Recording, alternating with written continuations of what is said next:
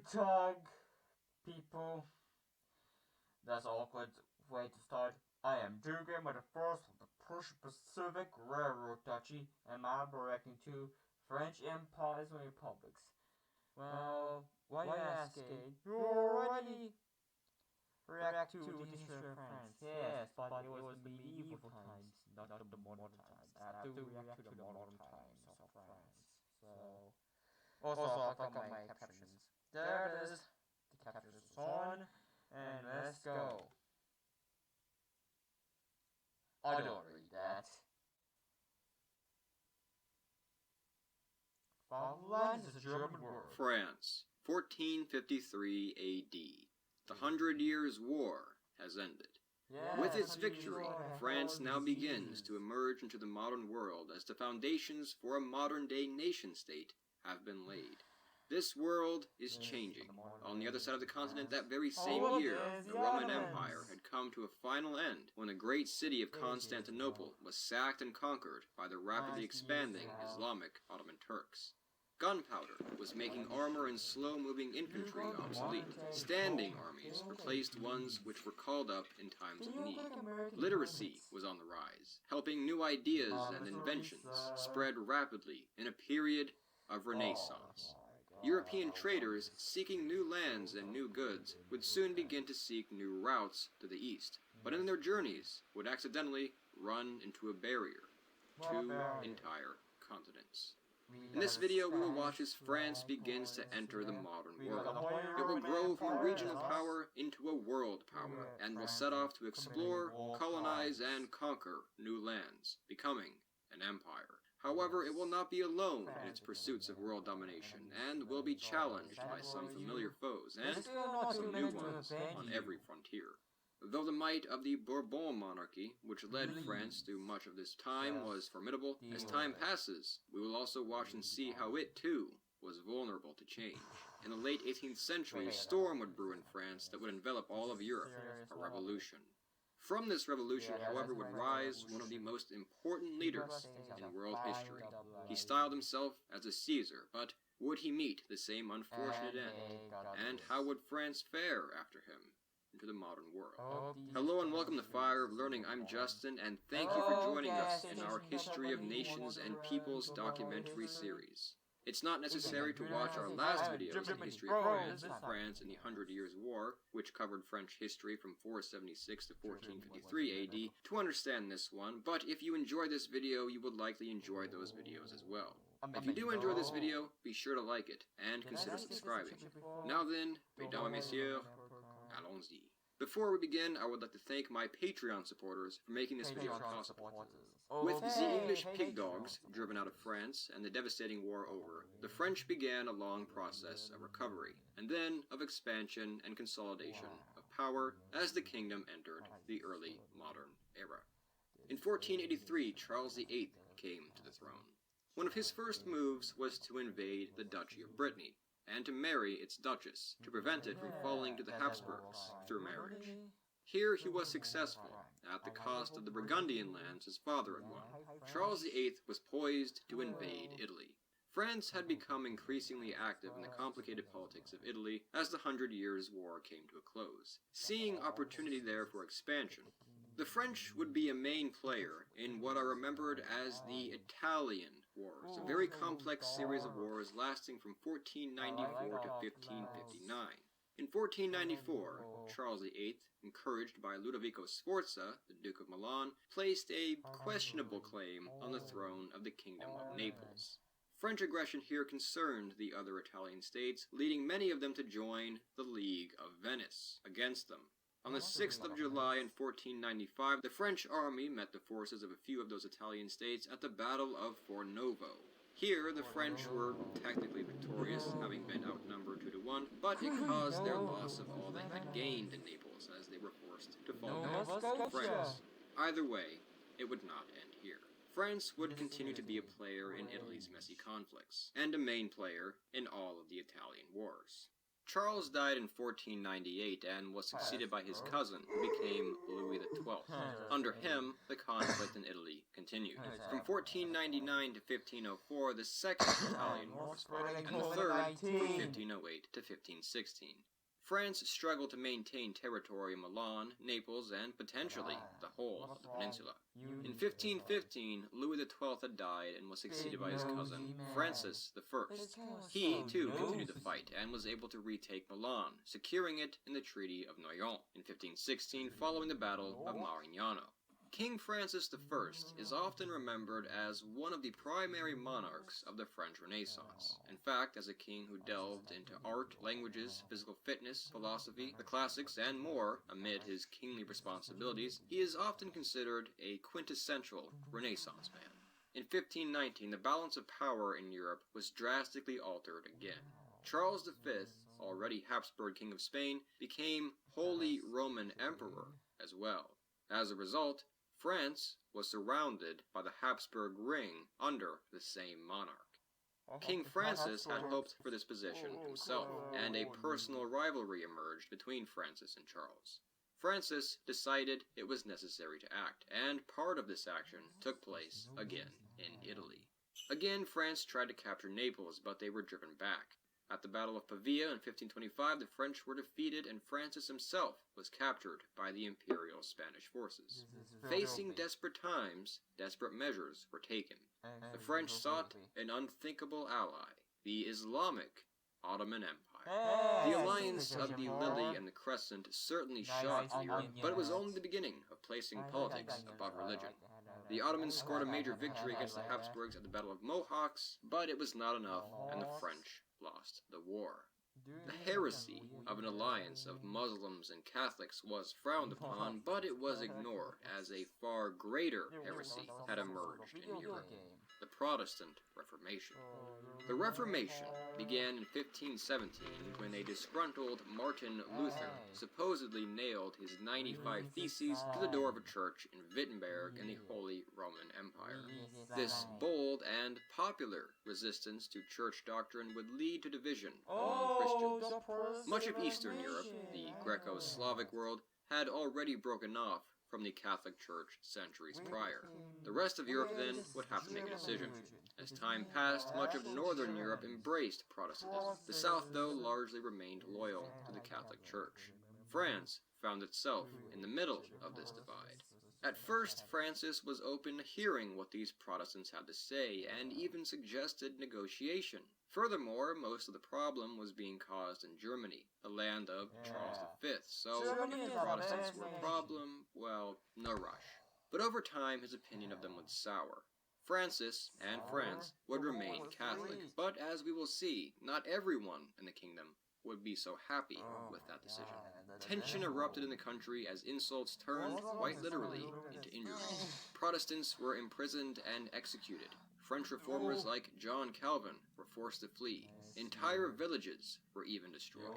In 1540, the Edict of Fontainebleau was issued, declaring French Protestants, known as Huguenots, traitors to God. Thousands would die in the conflict. As Francis struggled with these affairs at home, hope remained abroad. He would fund missions to new lands, the Americas and Asia. The most famous of his explorers was a Breton named Jacques Cartier. Cartier would name the land he explored and claimed for France and America after the word for settlement in an indigenous language: Canada. Francis died in 1547 and was succeeded by his son Henri, who became Henry II. He would continue the work of his father, attempting to colonize the Americas, stamp out Protestantism, and fight his neighbors. In 1559, the long series of wars in Italy came to an end with the Peace of Cateau Cambrésis. Emperor Charles V had already abdicated, splitting Habsburg Spain and the Holy Roman Empire between two successors. Henry renounced claims to Italy, but had gained other territories, such as Calais.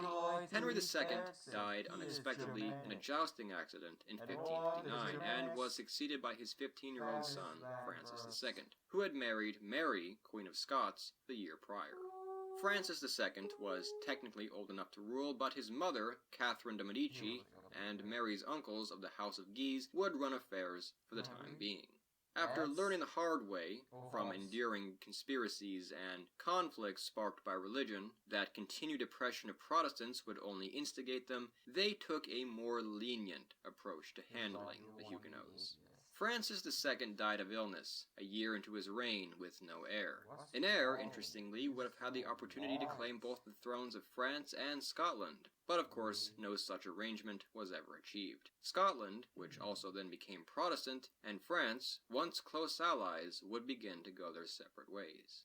Succeeding Francis was his 10-year-old brother, Charles IX, with his mother, Catherine de' Medici, serving as regent as the Guises had become increasingly unpopular. The crown's toleration of Protestants was unsustainable, however, despite their efforts. On March 1st, 1562, Francis, Duke of Guise, massacred around 100 Huguenots. People attacking each other. Okay. Space! Huguenots in the city of Vassy. The tension now reached a new level. This incident sparked the first of the 8 French Wars of Religion. The French Wars of Religion would last from 1562 to 1598. As one might expect from the fact that there were 8 of these wars, it was a cycle of outrage, conflict, peace, and then outrage over the terms of peace agreements. The monarchs of France would try to settle the disputes, often taking the middle ground, but would often fail to satisfy both sides. In total, these wars would leave 3 million people dead. On August 18th, 1572, the king's sister, Margaret, was married to the Protestant Henry III, heir to the throne of Navarre. Gaspard de Coligny, a primary Huguenot leader, was attending this wedding in Paris. The Queen Mother, Catherine de' Medici, seized the moment and ordered his assassination. The first attempt, though, failed. Fearing reprisal, French Catholics found him and killed him soon after, as he lay wounded in his bed. But it did not stop there. A massacre ensued. Protestants across the city were dragged out of their houses and killed. Modern estimates state that in the St. Bartholomew's Day massacre, somewhere around 15,000 people were killed. The violence then spread to other areas of France as well. Charles IX died of illness in 1574 at the age of 23. He was then succeeded by his brother, who became Henry III. Henry III, as the 4th son of Henry II, was never expected to rule the throne.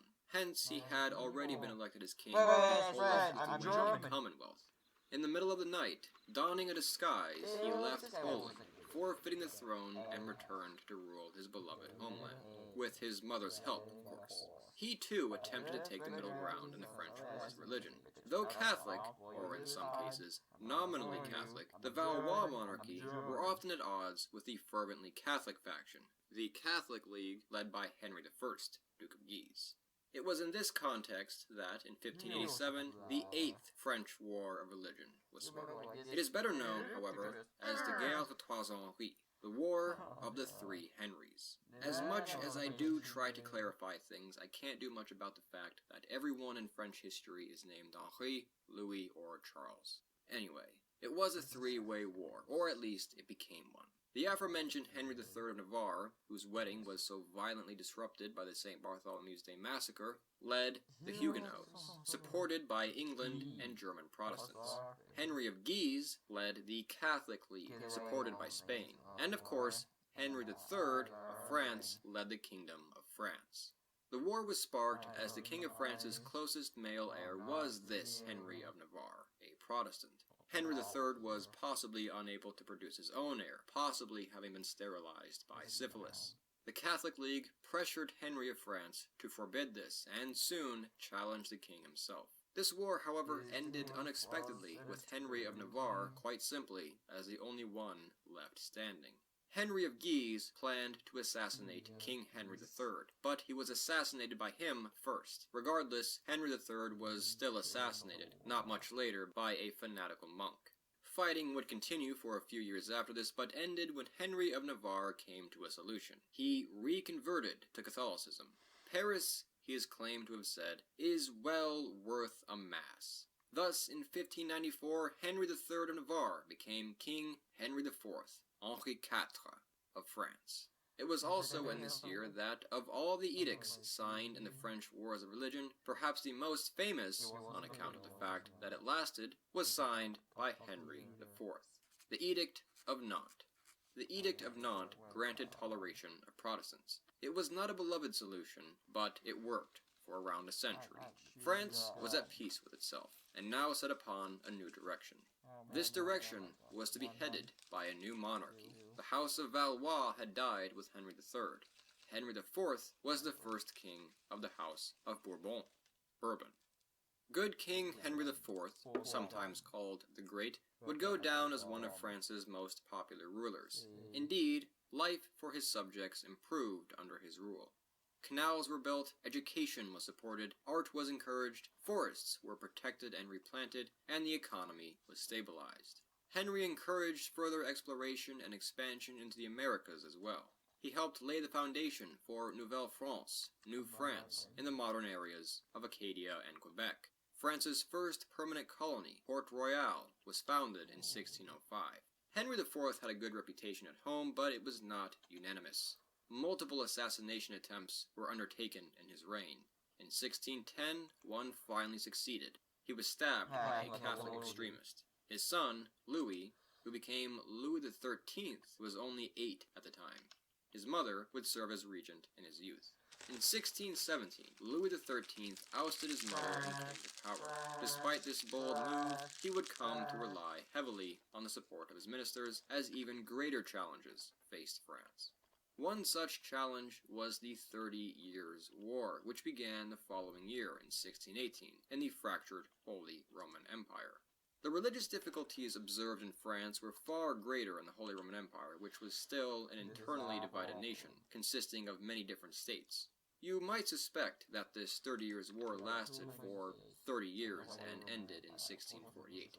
That is indeed the year it ended. However, it lasted for 29 years, 11 months, 3 weeks, and 1 day. Just another attempt to rewrite and misrepresent history, I guess. What can you do?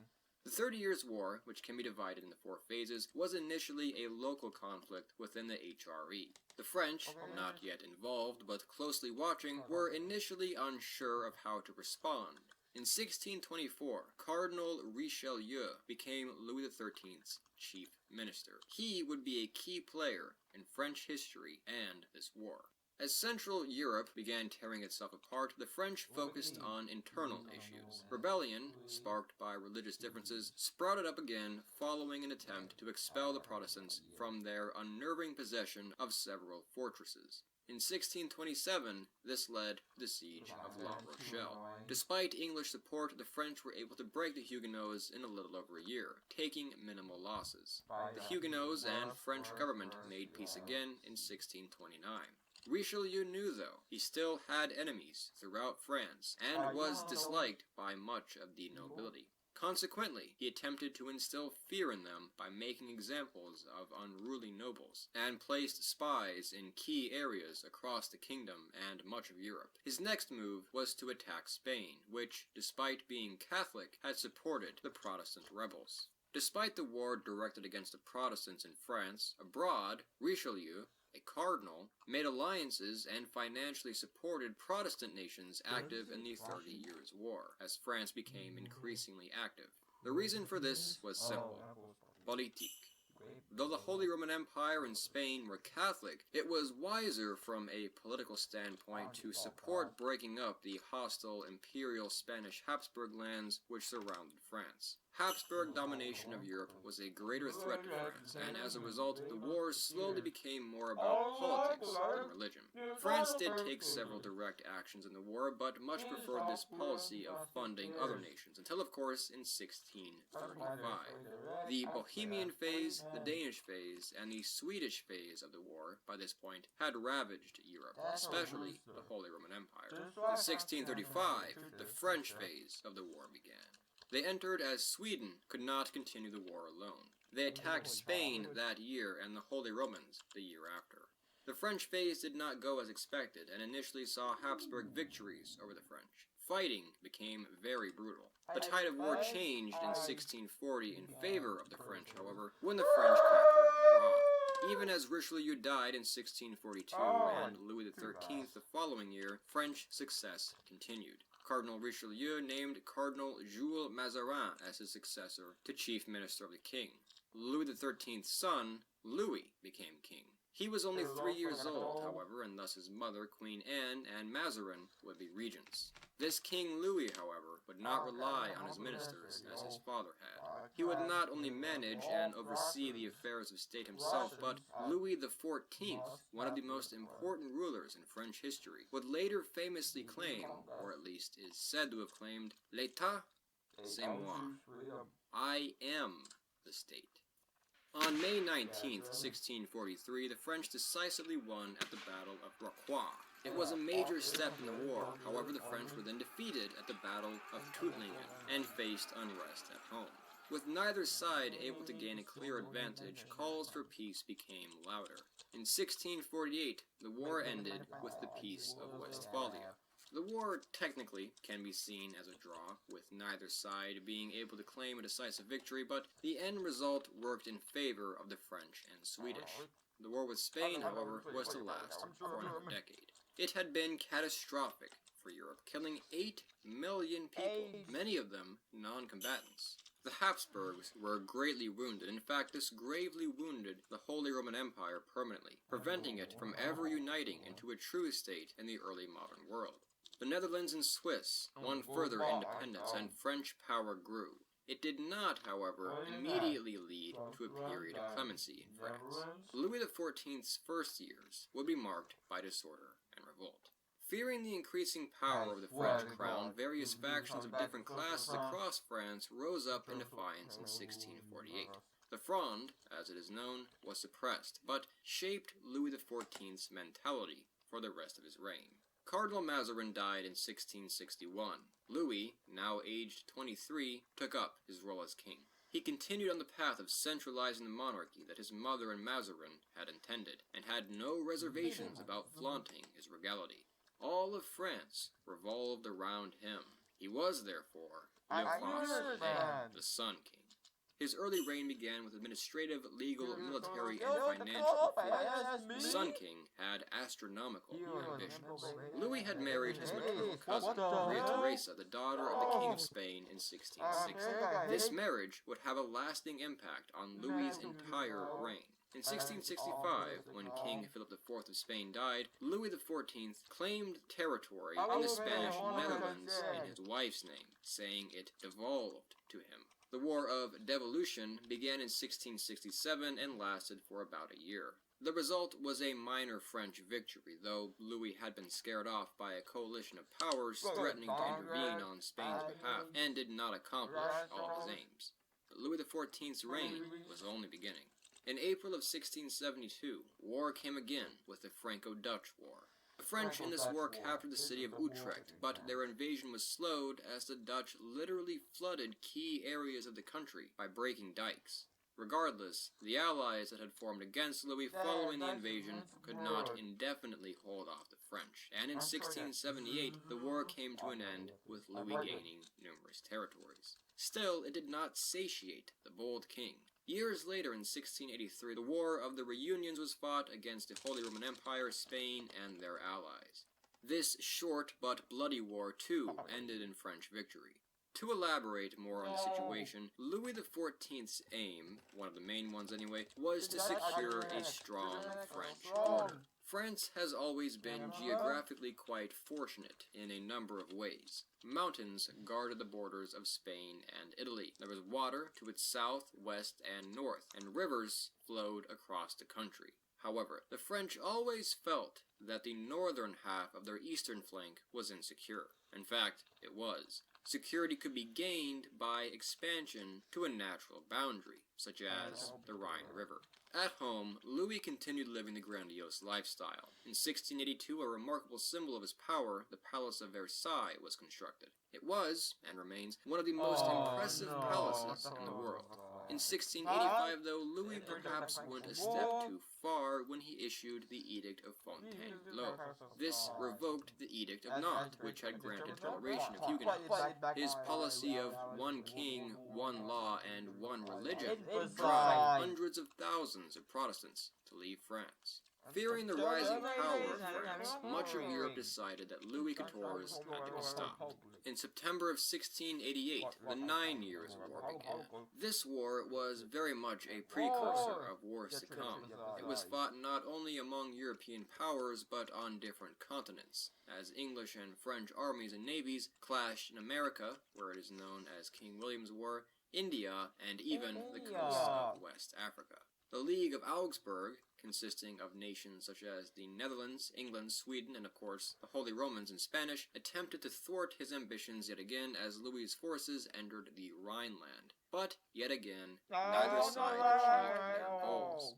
The most significant war of Louis's reign came at the turn of the century. In 1701, the death of the King of Spain, the infertile Charles II, brought France into conflict once again. Charles II named his successor Philip of Anjou, his grandnephew and Louis XIV's grandson. This was obviously an issue. To combat Bourbon domination of Europe, leading to a union of France and Spain, the succession was disputed by other powers. Holy Roman Emperor Leopold claimed the throne for his son Karl. The war that erupted, the War of Spanish Succession, lasted for over 13 years. Was very strenuous, once more erupting into conflicts across the globe, and often found the French and pro-Bourbon Spain on the losing end against Britain, the Holy Roman Empire, the Dutch, Savoy, Portugal, and others. Despite this trend, Louis held out. His determination would soon be rewarded by chance. In 1711, Karl VI became Holy Roman Emperor. This was the same monarch whom the alliance was attempting to put on the throne of Spain for the purpose of maintaining a balance of power. Consequently, faced with either Bourbon or Habsburg domination of Europe, the other members of the alliance backed off, and a peace through the acceptance of a stalemate and alternate solution was advocated. In the Treaty of Utrecht in 1714, Philip of Anjou was indeed made King of Spain. However, it was required that the monarchs of Spain and France mutually agree to renounce their claims to the other's thrones. Furthermore, France's territories were reduced to the pre-Spanish Succession War borders. This was the final of the major wars of Louis XIV. He himself died a year later at the age of 76. As of 2020, his reign was the longest of any European monarch in history. He did not achieve all of his goals, but had kept much of the territory he considered crucial and achieved dominance over his rivals, leaving France as the most powerful nation in Europe at his death. It had come with a hefty price tag, however. His lavish lifestyle and efforts abroad put France into substantial debt. Furthermore, these conflicts also empowered the new nation of Britain, France's rival. The 18th century is sometimes referred to, for a good reason, as we will see, as the period of the Second 100 Years' War. It was in this century that the French and British fought for nothing less than world domination. Consequently, the victor of these wars would change not only European history, but world history.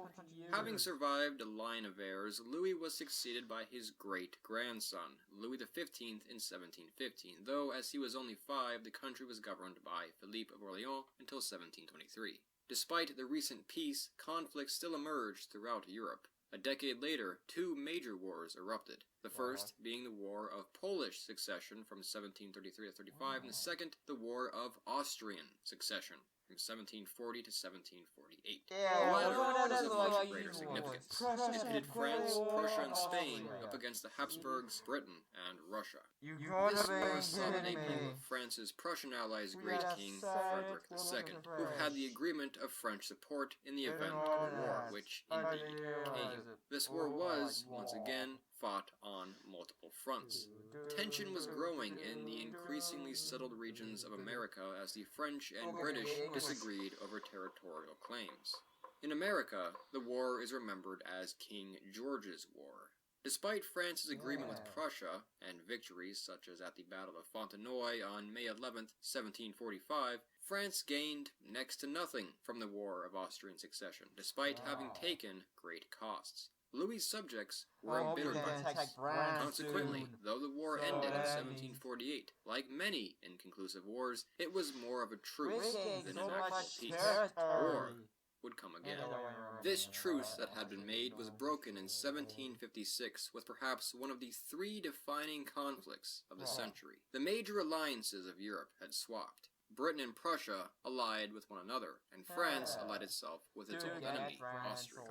Years earlier, though, in 1754, conflict had already begun in North America. By this point, French territory in North America stretched from the north of Canada to Louisiana, encompassing the Great Lakes and Mississippi River.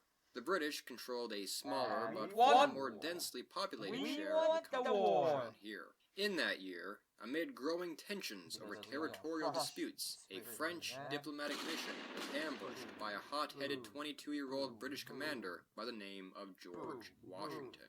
This incident, the Battle of Jumonville-Glen, sparked an inevitable war, the French and Indian War.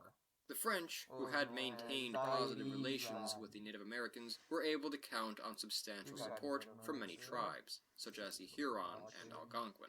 Britain would be able to count on some native support as well, however, namely from the Iroquois.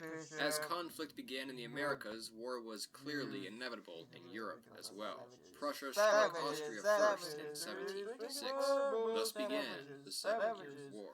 Conflict in India would also soon follow. As France saw initial success against the British in North America, they moved troops eastward to attempt to surround Prussia alongside Austria and Russia. Prussia, however, with only limited British support, would fight like a cornered animal.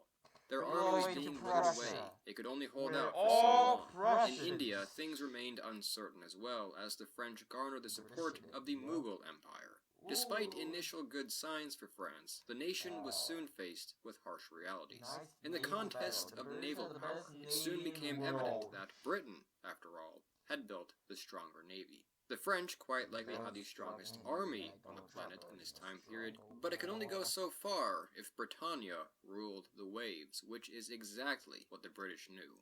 French forces were spread thin by the indecisive Louis XV. Despite this, French forces did see a number of successes. However, in 1758, the tides of war in America changed following the Battle of Louisbourg. The British decisively defeated the French-Canadian army on several occasions, namely at the Battle of the Plains of Abraham, or the Battle of Quebec. It was a disaster for France, leading to the British occupation of Quebec. In 1760, the French were defeated at the Battle of Wandiwash in India. Their Indian capital of Pondicherry was taken the year after. In 1762, fortunes finally turned in Europe as well. Russia exited the war as the pro-Prussian Peter III came to the Russian throne. In 1763, the war came to a close following the Treaty of Paris and Hubertusburg. It had been a disaster for the French. They were largely knocked out of both India and America. In America, much of their territory had gone to the British, with the Louisiana territory being given to Spain in compensation for Spanish losses, and to prevent it from falling into British hands. France was, however, able to retain its Caribbean territory, such as Saint-Domingue, far more profitable than all of its territory on the North American mainland combined. The war had permanently stained the reputation of Louis XV and the monarchy. Worse, it had exhausted France and diminished its power. In this competition of world domination, Britain was clearly winning. But it was not over yet. France remained a powerful nation and continued to be a major player on the world stage. Louis XV died in 1774. The throne then passed to his grandson, Louis XVI, aged 20. While the Bourbon monarchy, specifically that under Louis XIV, is often seen as the ultimate example of absolute monarchy, it was not, as Louis XV had shown, always well received, nor invincible. Throughout the reign of Louis XV especially, a social and political movement had sprouted up in France, and indeed across Europe. Philosophers and scientists met across the continent, questioning everything and publicizing their ideas. France, under the weak Louis XV, was home to a number of prominent figures in this period, such as Voltaire, Jean-Jacques Rousseau, Montesquieu, and Diderot. Many of their ideas were critical of, and even threats to, the notions of absolute monarchy and what is called the Ancien Régime, the Old Order, which had existed in France since the end of the 100 Years' War. Many of these Enlightenment ideas were put to the test in the American Revolution, which began in the year 1776. Though expected to fail initially, it caught the attention of Europe, including King Louis XVI. With these rebels, the French considered was perhaps an opportunity to check British power and avenge the loss of their colonial empire. France had been anxious for such an opportunity. As war broke out, a charismatic American diplomat by the name of Benjamin Franklin was key in convincing the French to openly finance and even join the American War of Independence in 1778, following the Battle of Saratoga. Up to that point, French aid had been covert. French assistance was a critical part of America's victory in the war. At the Battle of Yorktown in 1781, a combined French and American army drove the British off from the 13 colonies. This war's victory had gravely wounded the rival British Empire, and France even gained the island of Tobago. However, it did not gain much beyond this. In fact, France had incurred even greater financial debts. Despite the ends of serfdom and beginnings of the Industrial Revolution, one of the most important moments in human history, industry, life was still very difficult for many of the French lower classes. As France entered the 1780s, a variety of things were coming together in a dangerous combination. Prevalence of Enlightenment philosophy, which criticized the standing of the nobility and clergy, and of laws which limited various freedoms of speech and religion. A weak and indebted government, which was perceived as indifferent and corrupt. Economic problems, struggles, both social and natural, which instigated the lower classes, and a number of other issues were coming together to form a powerful storm. France was on the brink of radical change. In 1787, it was quite clear that things were becoming tense. Famine and poverty hit the lower classes harshly as a series of poor harvests struck the country. To address these issues, for the first time since 1614, Louis XVI called together the Estates General in 1789, a meeting consisting of the classes of French society, the clergy, the First Estate, the nobility, the Second Estate, and the general public, the Third Estate. Taxation harmed the lower classes disproportionately. The upper classes and clergy were granted many exemptions. This was no secret to the Third Estate, who pressed for reform. As the Third Estate's clamoring for reform became greater, they began calling themselves the National Assembly. Concerned with their behavior, Louis XVI locked them out of the discussions. The National Assembly did not back down, however, and on June 20th of that year, they met in a nearby tennis court, promising to continue meeting until a constitution was established, achieving political liberties and economic reform. In the coming weeks, events spiraled further out of control. The king ordered troops to come to Paris in the event of an emergency. In response, the National Assembly formed the National Guard for their defense. As order broke down, this National Guard saw many defecting French soldiers join them. It all culminated a month later, on July 14th, 1789. As the Royal Army approached, the National Guard that had just been formed lacked guns and ammunition. They knew, though, where to obtain them. A mob gathered and stormed an infamous royal prison in Paris, known as the Bastille. They were successful, killing the governor and parading his severed head around the city on a pike. Is it a revolt? King Louis asked a loyal supporter, the Duc de Rochefoucauld, who broke the news. No, sire, he responded. It's a revolution. The French Revolution would not only be one of the most important moments in French history, but its influence reverberates across the world to this day. The month following Bastille Day, a key document, the Declaration of the Rights of Man and the Citizen, was published. Espousing Enlightenment philosophy, influenced by British and American thinkers alongside the French philosophes, it laid the groundwork for future changes, radical changes. The French people established a constitutional monarchy. As disorder and chaos spread across the country, French nobility fled, hoping to undermine the revolution from within and abroad. Indeed, the rest of Europe did not much welcome these events, condemning the revolutionaries and seriously considering an intervention. Knowing this, the French people prepared for a war. The fear caused by a potential invasion only encouraged the disorder and chaos to intensify. Still, radical though these revolutionaries might have been, the majority were in favor of retaining the monarchy. They simply wanted to limit its powers. Not everyone felt this way, however. A radical group of revolutionaries known as the Jacobins, led by a man named Maximilien de Robespierre, wanted to take it further. Fearing what was on the horizon, Louis and the royal family made a break for it themselves, attempting to reach Austria and the court of his brother-in-law.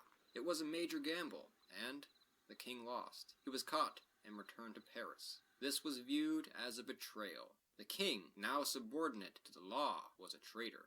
His power diminished further, though the Austrians and Prussians demanded that Louis be reinstated as full monarch. In response, France prepared for war, and would preemptively strike, sparking the War of the First Coalition.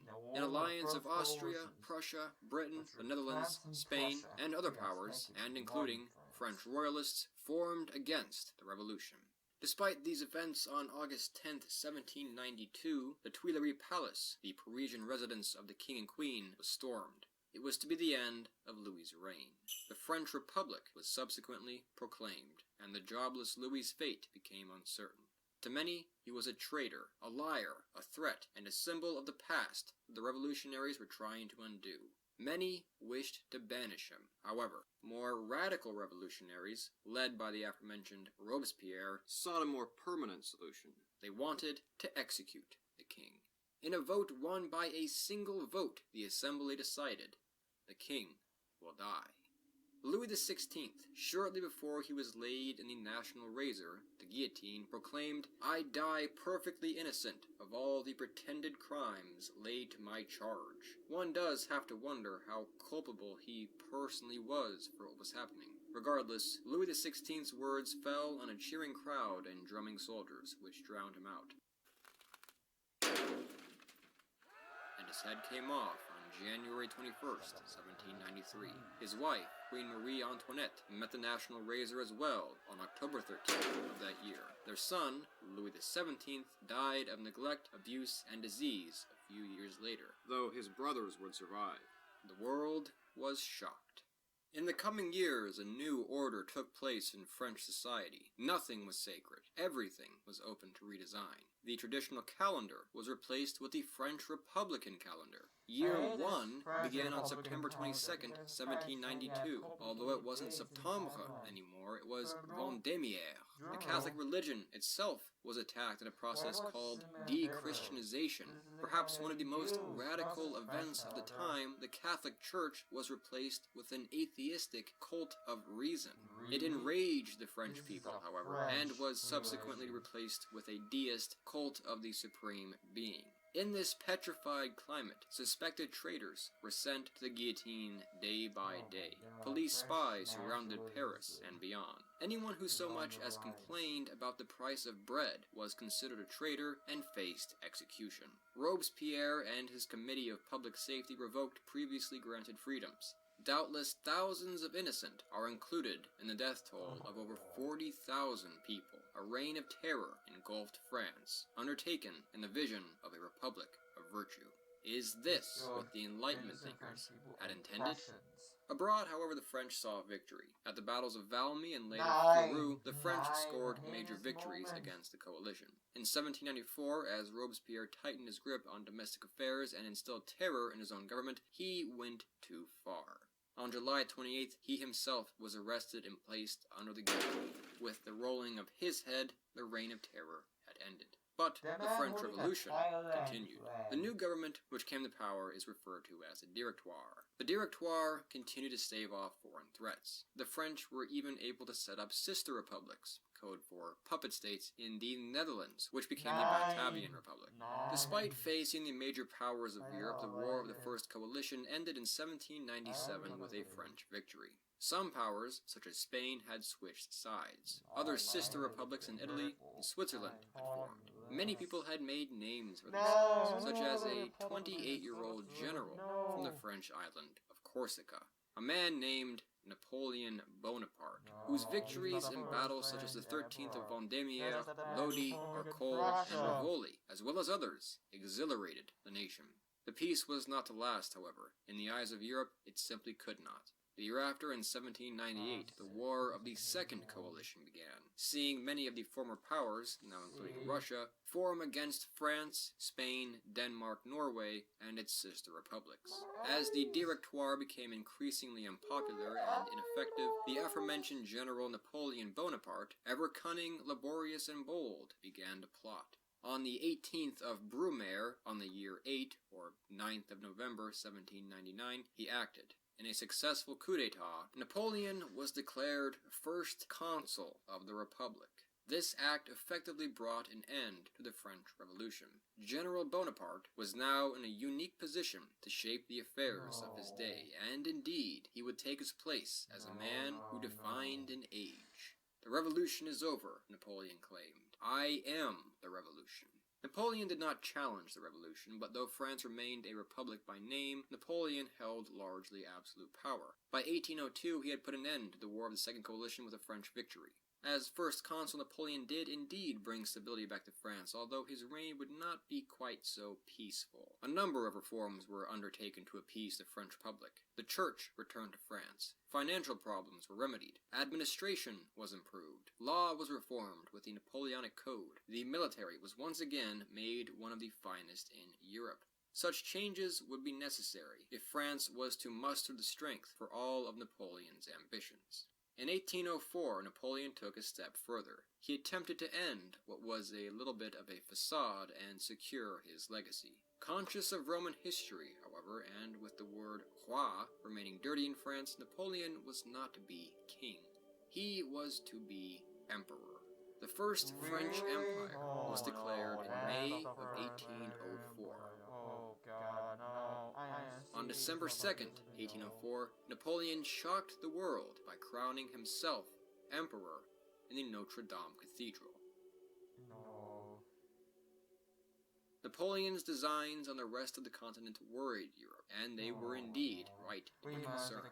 In 1804 and 5, the major powers of Europe joined Britain in the War of the Third Coalition. The first of the Napoleonic Wars had begun. At first, Napoleon targeted Austria. He defeated them masterfully. In the Ulm campaign against Austria, Napoleon took 2,000 casualties while taking 60,000 Austrians prisoner. It was a key victory, yet Napoleon knew his primary enemy was Britain. Defeat Britain, he believed, and he could defeat the world. Standing in between him and that goal, however, was the Royal Navy, the finest in the world. On October 21st, the two navies met at the Battle of Trafalgar, off the coast of Iberia. The British won the battle against the French and their Spanish allies. Trafalgar was a disaster for Napoleon, but it did not break his ambitions. The continent, he believed, could still be obtained. Indeed, the rest of the war saw notable French successes. In November, Napoleon captured the Austrian capital of Vienna, and decisively defeated them and their Russian allies in the Battle of Austerlitz on December 2nd of that year. Austerlitz would be placed among the great battles of history. Austria soon surrendered. The archaic Holy Roman Empire was dissolved, and Napoleon turned many of the former territories into puppet states, the Confederation of the Rhine. The War of the Third Coalition ended in 1806, but was followed by the Fourth a few months later, which saw Prussia enter the war. This, too, resulted in a French victory in 1807. Prussia lost territory. Napoleon entered Berlin, and the Duchy of Warsaw emerged as a French protectorate from the area of Poland that had been annexed by Prussia. An alliance with Russia was also obtained for the time being. Napoleon was climbing to the height of his power, and with the peace decided to go further. With Russian support, he imposed the continental system on Europe, attempting to ban trade with Britain across the continent. It would fail, however, and harm France as much as Britain. In Iberia, furthermore, Britain's ancient ally Portugal resisted, sparking war there. This was the beginning of the Peninsular War. In the Iberian Peninsula, Napoleon's luck would run out. Spain entered into civil war, in which Napoleon intervened. This war, which consisted of guerrilla warfare and bloody violence across Spain, would drain the French of their energies and focus for years. Napoleon's focus in Spain was interrupted with the War of the Fifth Coalition in 1809, when Austria sought to avenge its past losses. Despite setbacks, Napoleon did win the War of the Fifth Coalition, as the Peninsular War struggled on. In 1812, the Franco-Russian alliance was teetering on collapse. Russia feared French expansion and sought to break free from the continental system. In response, Napoleon decided to invade Russia in June of 1812. The Russians, however, chose to avoid engagements, and instead led the French further into their country while destroying the surrounding food stores and supplies. They met at the Battle of Borodino. Napoleon won and took Moscow, but the Russians burned the city after the French entry. Napoleon was forced to fall back. The campaign was a famous catastrophe. This retreat took place in the winter and would devastate the French army.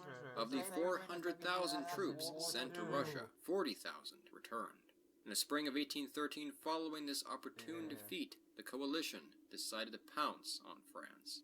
On October 16, 1813, the French and their allies met the coalition at the Battle of Leipzig. Over the course of 3 days, 90,000 men in total were killed here. It was a severe defeat for Napoleon. In March of 1814, Paris surrendered to the coalition. On April 4th, Napoleon was forced to abdicate and was exiled to the Isle of Elba in the Mediterranean. The Allies decided to place a Bourbon monarch on the throne once more, and King Louis XVIII became France's constitutional monarch. But Napoleon decided not to give up. In February of 1815, he escaped and returned to France. French forces were sent to stop Napoleon from returning to France, but when they met up with him, he dismounted his horse, spread his arms, and shouted, "Here I am. Kill your emperor if you wish." No man fired, and Napoleon's 100-day return began.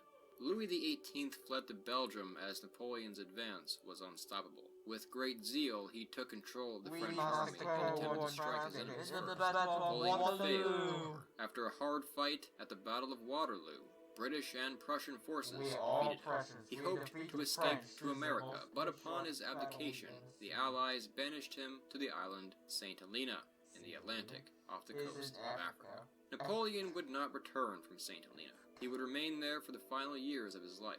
He died on May 5th, 1821, aged 51.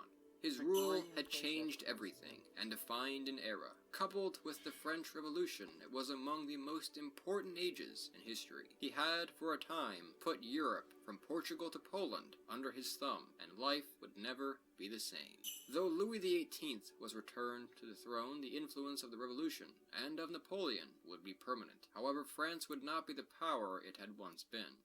While France would remain one of the most influential and powerful nations in the world, it was quite clear that the title of world power now belonged to another nation.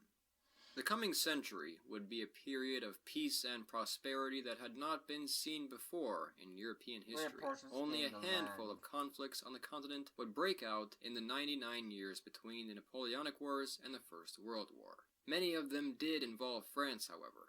Furthermore, despite relative prosperity, the government in France would continue to be shaken up by clashes and instability, as the modernizing nation struggled to figure itself out, with Bonapartists, royalists, and republicans clashing, sometimes violently.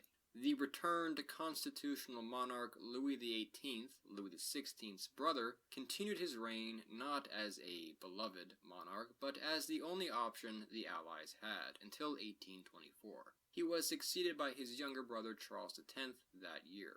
Charles X, Louis XVI's youngest brother and very much a reactionary, pined for the good old days when the concept of absolute rule by divine right was still respected by the peasants. The French people feared encroachment on the rights that Louis XVIII had previously guaranteed them. This fear was realized when he revoked freedoms such as the freedom of the press in 1830. Once more, France erupted into revolution against the Bourbon monarch. Charles had gained some support by the French conquest of Algeria, which had recently been completed, but it was too late. The July Revolution, as it is known, was successful within a few days, by July 30th. Charles X agreed to abdicate the throne, which passed to his cousin, Louis Philippe, who agreed to abide by the rules of the Constitution. His reign is known as the July Monarchy. As the nation settled once again, this revolution had shown that whichever direction France chose to move in, it would not be backwards. The Ancien Régime was over. Louis Philippe, the citizen king, was king not only by the grace of God, but the will of the nation. Unfortunately, he too failed to realize that adequately enough. In 1848, revolution erupted again after Louis Philippe had banned political banquets, fearing their threat to the monarchy. Once again, new ideas, movements, and other revolutions swept across the continent. By December, Louis Philippe had resigned. The Second French Republic was proclaimed, and the monarchy had been abolished once again. Oh, but how history repeats itself. Capitalizing on this crisis was a man named Louis Napoleon Bonaparte's nephew. Having been exiled in recent years, he took advantage of the situation to run for office. He was elected President of France in that year, but much like his uncle, he desired more. And, as Louis Napoleon's presidential term came to a close, he staged a coup d'etat. Having succeeded, he became Emperor Napoleon III, restoring the French Empire on December 2nd, 1852. Napoleon III got right to work, reforming laws and administration, encouraging education, investing in science and industry, and reforming Paris to make it the renowned city it is today. France, under Napoleon III and the Second Empire, took off. He joined the Crimean War of 1853-36 when war broke out alongside Britain against Russia. It achieved the goal of preventing Russian expansion into Ottoman territory and returned prestige to France and its army, but it did not gain the French territory. What is an emperor without an empire? Napoleon III sought to extend French power, but not among the nations of Europe. That had not worked out so well the last time. So Napoleon sought territories across the seas instead, specifically in the Far East. New Caledonia and French Indochina, including modern-day nations such as Vietnam and Cambodia, were acquired in his time. Not all of his ambitions abroad, however, were successful, such as his failed interventions in Mexico. France's greatest threat, however, lay to its east. As nationalism spread across Europe, it influenced the German states, who developed a grand vision. A nation called Germany. The Prussians would slowly but surely work toward this goal. Such a German state would doubtlessly shake things up on France's border. In 1870, after years of tension, this culminated in war, the Franco-Prussian War. Napoleon III had tried to avoid it, but as the Germans' ambitions grew, it was inevitable. Despite his illness, Napoleon III pursued the war first. He had inherited his uncle's energy and administrative talents, but not his skill as a tactician. The Prussians pushed into French territory, and at the Battle of Sedan, the French army was decisively defeated. Napoleon III was captured. The emperor had spiraled so far downward that he was forced to abdicate, and though the new Republican government fought on, Prussia captured Paris not long after. The war marked a major shift in European affairs. Alsace-Lorraine was ceded to Prussia in 1871, and the German Empire was proclaimed in the Palace of Versailles. Germany's rise to power would dramatically change French history in decades to come. Napoleon III would be the final French monarch in its history. French foreign policy would subsequently be dictated by the rising German power and overseas expansion, as they sought alliances with Russia and even their longtime foe, Britain. Meanwhile, in the 80s, 90s, and into the early 1900s, France went through the Belle Epoque, a time of relative peace and prosperity as life improved across the country. The Second French Colonial Empire, as it is known, continued to expand into other areas of the world, namely Africa. Obtained an agreement with other European powers in the scramble for Africa, French African domains would stretch from Algeria across much of the west and included Madagascar and some other territories as well. France also continued to expand into Indochina, sparking the brief Sino-French War against China. It is at this point that I would generally turn to the dark storm cloud passing over Europe as events spiraled into what would become not one, but two world wars. The last time I covered these wars in depth, however, a little over a year ago, despite taking what I thought were YouTube acceptable precautions, I lost a whole documentary to it. Germany Part 2 was demonetized, which harmed view count. Given that I did take these precautions, I'm reluctant to try it again here, but I also don't want to leave you guys hanging, and so I will cover French involvement in the World Wars at an undetermined point in the future. But for now, the World Wars had left France scarred, and it is in the period afterward where I usually wrap up anyway, as everything post-1945 is where history starts to become modernity. Modern history would see the French Empire collapse. Rebellions broke out in some colonies, others were relinquished peacefully, but though France retains a number of these overseas colonies which voted to remain with France, the Second Colonial Empire had come to an end by 1980. The French story is a unique one. A quick overview of the nation's history, such as this one, highlights the nation's obvious impact on the world. Several monarchies of Europe trace their origins to Charlemagne. Numerous republics of the modern world trace their origins to the French Revolution. The French language remains spoken across the globe. French legal systems, developed from Charlemagne to Napoleon, have found success across the modern world as well. France continues today to be a major player in world affairs, and whatever this proud nation's future may be, it will likely continue to for years to come. I hope you enjoyed this video. If so, I invite you to come check out the rest of Fire of Learning, especially my other videos on French history and society, namely... And thanks to this gas station...